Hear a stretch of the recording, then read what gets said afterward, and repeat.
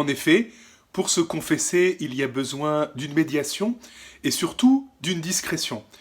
Une médiation d'abord parce que on ne peut pas, par téléphone ou par internet, être un signe de la présence de Dieu, d'une présence qui réconforte, mais aussi une discrétion car ce sacrement de la réconciliation se vit dans la plus grande des discrétions et les différents moyens techniques ne nous permettent pas d'assurer cette discrétion.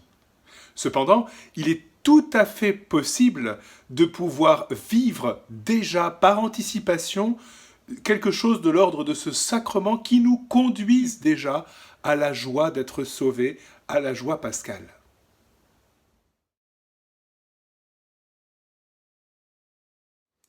Et non, et cela est très différent. Dans le premier cas, quand nous confessons notre péché au début de chaque Eucharistie, nous demandons pardon à Dieu pour toutes les altérations de la grâce, pour toutes les fois où nous n'avons pas vraiment su être présents en esprit, en vérité, auprès de lui.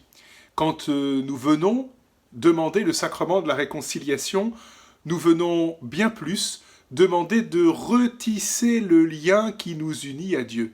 Et c'est cela la différence entre ce que le catéchisme appelle les péchés véniels et les péchés mortels. Il n'y a pas de gros ou de petits péchés, il n'y a que des manières de se situer vis-à-vis de Dieu. Quelques-unes sont des ruptures importantes, d'autres sont des ruptures qui nous permettent peut-être, par une réconciliation plus ordinaire, de revenir à lui de tout notre cœur.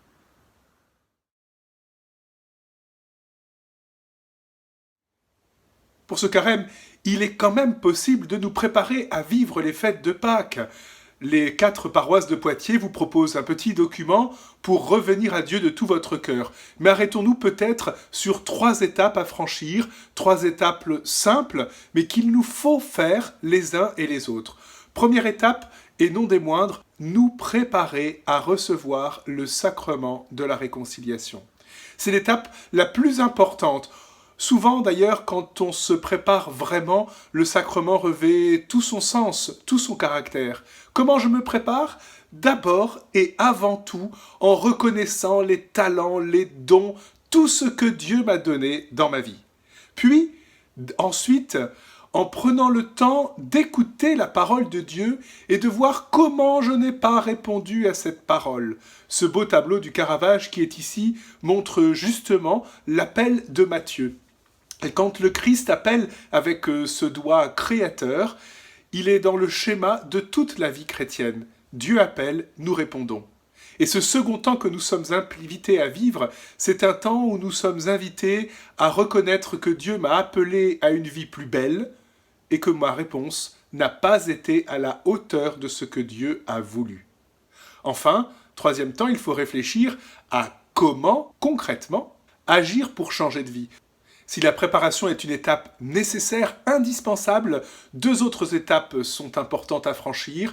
D'abord, célébrer ce pardon. Cette année, évidemment, nous le célébrerons seul à l'aide du document que vous connaissez, mais cette célébration est indispensable. Et cette année, nous pourrons dire au Seigneur, après l'acte de contrition, que nous nous engageons fermement à vivre ce sacrement de la réconciliation dès que cela sera possible.